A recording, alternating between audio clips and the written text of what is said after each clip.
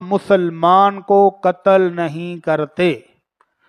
یہ موبائل فونوں نے ہمارے ہاں انسانی جان کو بھی ایسے ہی بنا دیا جیسے مچھر مار کے بندہ ایزی فیل کرتا ہے۔ میں حیران ہوں کہ اس عید پر رمضان کے مہینے میں ایسے ایسے قتل کی وارداتیں ہوئی ہیں کہ بندہ دنگ رہ جاتا ہے کہ یہ انہوں نے انسان مارا ہے یا کوئی جانور مارا ہے۔ اپنے ہی داماد کو ساس نے، سسر نے، سالوں نے اور بیوی بھی ساتھ شامل، کس بے دردی کے ساتھ مارا ہے کہ اس کے جوڑ توڑے ہیں سارے، اس کے گلے میں کپڑا ڈال کے تو اس کو سانس بند کیا ہے، پھر اوپر سے شراب ڈالتے رہے ہیں کہ کیس یہ بنایا جی شراب پی کے مر گیا ہے۔ جب پولیس نے رپورٹ لکھی تو دیکھا کہ اس کے تو سارے جوڑ ہی ٹوٹے ہوئے ہیں، اگر شراب پی کے مرتا تو جوڑ کس لیے ٹوٹے ہیں؟ پھر گلے کے اندر سے رومال اور کپڑے نکلے، اگر شراب پی کے مرا ہے تو یہ کیوں؟ اور اگر مرا ہے تو یہ تمہارے گھر میں کیوں مرا ہے؟ مار کے مخالف کے گھر کے سامنے پھینک گئے۔ پولیس بھی پھر ان کا بھی روز کا چکر ہے، وہ جو ڈرامے کر رہا تھا، پریس کانفرنس کر رہا ہے جی ہمارے قاتل ڈھونڈے جائیں، فلاں ڈھونڈے جائیں، سب سے پہلے وہی ظالم پکڑا گیا۔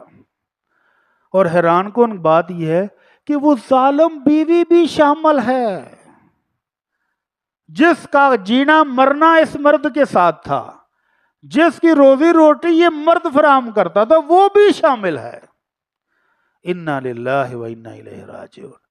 دوسرا قتل بھی لاہور میں اسی طرح بیوی نے کیا ہے، بیٹوں کے ساتھ مل کر خاوند کا گلا ہی کاٹ دیا ہے۔ کیا ہو گیا لوگوں کو؟ انسان کو انسان بھی نہیں سمجھتے۔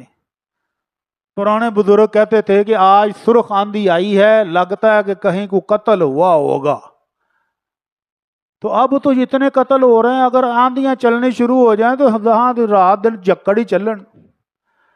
تو ایک مسلمان کی قیمت کتنی ہے؟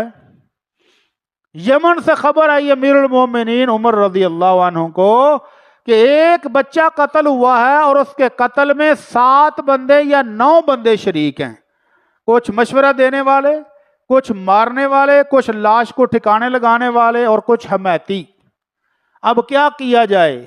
امیر المومنین نے اپنے گورنر کو جوابی خط لکھا کہ لو تمال علی اہل الصنعاء کلہم لقتلتہم بہ، اگر یمن کی بستی صنعاء کی ساری بستی اس بچے کے قتل میں شامل ہوتی تو میں سب کو قتل کر دیتا۔